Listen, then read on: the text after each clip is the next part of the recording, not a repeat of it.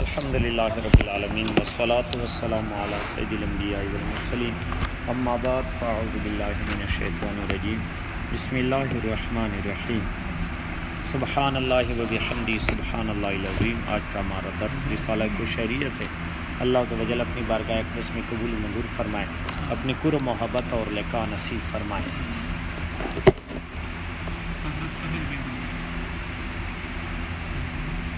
حضرت ابو بکر فارسی رحمۃ اللہ علیہ سے کسی نے راز کی خاموشی کے بارے میں پوچھا تو انہوں نے فرمایا ماضی اور مستقبل میں مشغولیت کو ترک کرنا، یعنی ماضی اور مستقبل کی باتوں میں مشغولیت کو ترک کرنا یہ خاموشی کے راز میں سے۔ ماضی جو گزر گیا اس پہ کیا جو ہے اپنے آپ کو جو ہے اب مستقبل میں جو ہونے والا ہے وہ تو پروردگار کا ہے۔ سمجھ میں بات آ گئی؟ یعنی ماضی کو بھول جاؤ، جو گزر گیا وہ گزر گیا، اب مستقبل کا کیا پتہ، جو اللہ عز و جل نے جو کرنا ہے وہ کرنا ہے۔ تو آپ نے خاموشی کا جو راز تھا وہ یہ بتایا کہ ماضی اور مستقبل کی باتوں میں مشغولیت کو ترک کرنا۔ حضرت ابو بکر فارسی رحمۃ اللہ علیہ فرماتے جب بندہ صرف با مقصد اور ضروری باتیں کرتا ہے تو وہ خاموشی کی تعریف میں ہے، یعنی وہ خاموشی کے فائدے یعنی اس سے فائدہ اٹھائے گا، اس کی تعریف میں ہے۔ یعنی خاموشی کی تعریف اس پر جو ہے سچی ثابت ہوتی ہے کہ جو بندہ با مقصد اور ضروری بات اس کے سوا اپنی زبان کو لگام لگا۔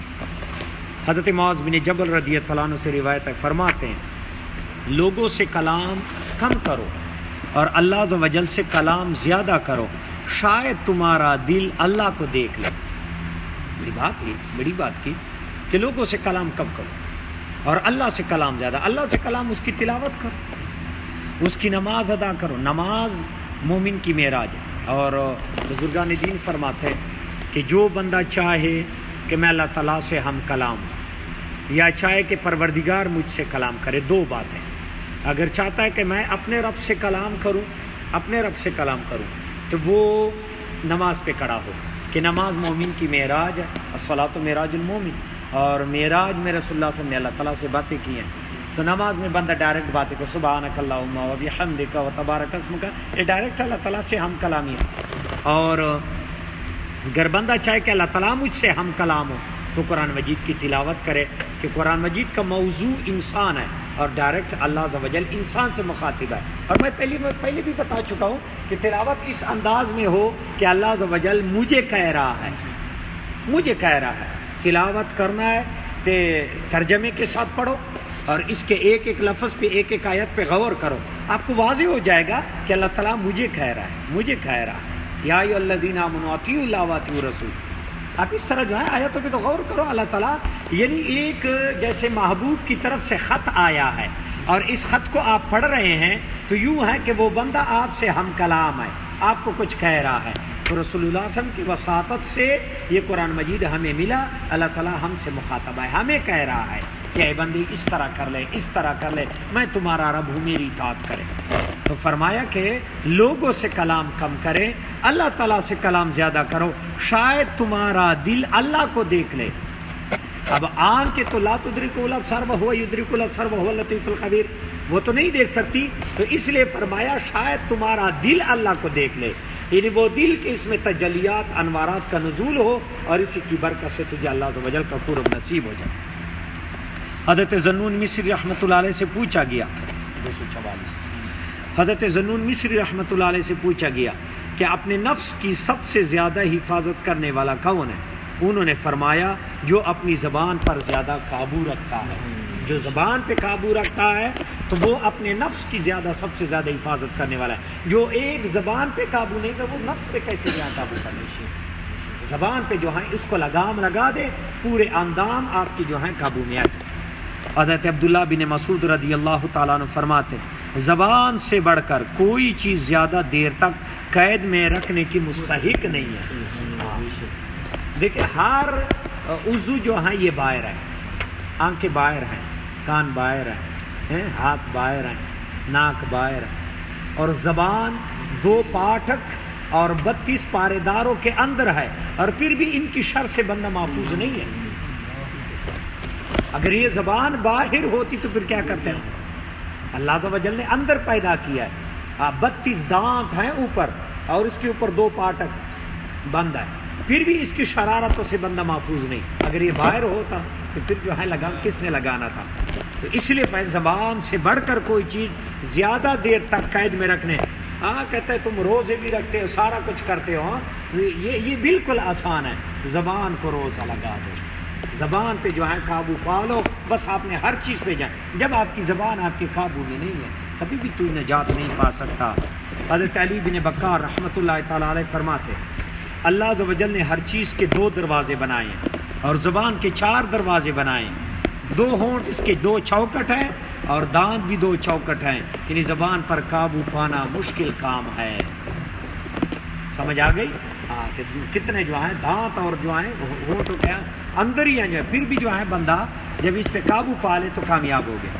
اور کہا گیا حضرت ابوبکر صدیق رضی اللہ تعالیٰ عنہ اپنے منہ مبارک میں کئی سال تک پتھر رکھتے تھے، جب آپ رضی اللہ عنہ کا کلام کم ہو جائے، یعنی آپ پتھر رکھتے تھے، یہ اس لیے کہ جب آپ کو عادت پڑ گئی کم گوئی کا، کم بولنے کا، پھر آپ نے پتھر ہٹا دیا، آپ منہ میں پتھر رکھتے تھے۔ جب منہ میں پتھر ہوتا تو فضول گفتگو تو نہیں ہوتی، تو پھر جب آپ کو عادت پڑ گئی کئی سالوں بعد پھر عادت بن گئی خاموشی کا، پھر جو ہے آپ نے پتھر نکال دیا، پھر وہ خاموشی ہے۔ دیکھیے ہمارے اسلاف نے یہ عمل کیا ہے۔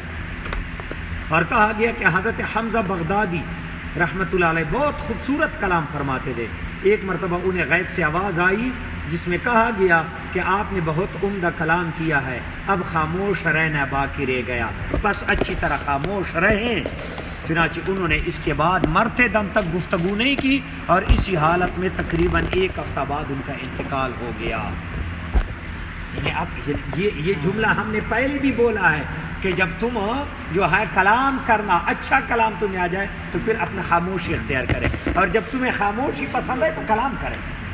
یہ ہم نے جو ہے پچھلے جملوں میں یہ سارا کچھ پڑھا ہوا تھا کہ جب تم جو ہے مطلب یہ کہ تمہیں کلام پسند آئے تو پھر جو ہے خاموشی اختیار کرے، اور جب تمہیں جو ہے مطلب یہ کہ خاموشی پسند آ جائے پھر تم جو ہے گفتگو کرے۔ اور یہ بشر حافی رحمۃ اللہ علیہ کا قول تھا، بشر حافی رحمۃ اللہ علیہ اس طرح۔ تو انسان کو چاہیے کہ وہ اپنی زبان کو لگام لگا دے۔ بہترین کلام اللہ کا کلام ہے، اور اس کے بعد رسول اللہ صلی اللہ علیہ وسلم کی احادیث ہے، یہ خدا اور رسول کی بات ہے، اس کے سوا اپنی زبان کو لگام لگا دے، بندہ کامیاب ہو جائے گا۔ خاموشی کے اسباب، بعض اوقات گفتگو کرنے والوں کو بطور سزا خاموشی کا حکم دیا جاتا ہے، کیونکہ اس نے کسی بات میں بے ادبی کی ہوتی ہے۔ حضرت شیخ شبلی رحمۃ اللہ علیہ جب اپنے حلقہ میں بیٹھتے اور شاگرد سوال نہ کرتے تو آپ یہ آیت پڑھتے، ترجمہ: اور بات پڑ چکی ان پر ان کے ظلم کے سبب تو وہ اب کچھ نہیں بولتے۔ یعنی جب کوئی جو ہے شاگرد جو ہے گفتگو نہیں کرتا تھا، خاموش بیٹھتے تھے، تو آپ کہتے تھے بات پڑ چکی ان پر ان کے ظلم کے سبب اور اب کچھ نہیں بولتے۔ یعنی جو ہے خاموشی اختیار کرو، کیونکہ قیامت کے دن یہ گفتگو بھی بندے کو پنسائے گی، گفتگو بھی جو ہے بندے کو۔ اور بعض اوقات متکلم پر خاموشی واجب ہو جاتی ہے، کیونکہ قوم میں اس سے بہتر کلام کرنے والا موجود ہوتا ہے۔ یعنی کچھ لوگ اس وجہ سے خاموش ہیں کہ مجھ سے اعلیٰ گفتگو کرنے والا موجود ہے، مجھے ضرورت ہی نہیں ہے کسی کے سامنے بہت بات کرنے کی، کیونکہ وہ سب سے اچھا کلام۔ میں نے آپ لوگوں کو پہلی جملے میں بھی بتایا تھا کہ محاورہ ہے کہ زبان گنگ ہو جائے زبان ان کی جن کی سنی نہیں جاتی اور وہ بولتے بھی ہیں، اور ان کی بھی زبان بند ہو جائے جس کی سنی بھی جاتی ہے بولتے بھی نہیں۔ یعنی جب قوم میں تم سے اچھا کلام کرنے والا ہے تو تمہیں چاہیے کہ تم خاموشی اختیار کرے۔ سمجھ میں بات آ گئی؟ ہاں۔ اور بعض دفعہ بندہ جو ہے ویسی خاموش ہو جاتا ہے کہ قیامت کے دن اس خاموشی کا بھی مجھ سے یہ اس گفتگو کا بھی سوال ہوگا، اور یہ گفتگو میرے لیے قیامت کے دن بہت مشکل اور مہنگی پڑے گی۔ پھر وہ خاموشی اختیار کرتے ہیں، اور خاموشی اعلیٰ عبادت ہے، اعلیٰ عبادت ہے جس کو نصیب ہو جائے۔ ہمارے نہیں لیتا سوال کر سکتے۔ الحمدللہ رب العالمین والصلاة والسلام علی سید الانبیاء والمرسلین، اما بعد فاعوذ باللہ من الشیطان الرجیم، بسم اللہ الرحمن الرحیم، سبحان اللہ و بحمدہ سبحان اللہ العظیم۔ آج کا ہمارا درس رسالہ قشیریہ سے۔ اللہ عز و جل اپنی بارگاہ اقدس میں قبول منظور فرمائے، اپنے قرب محبت اور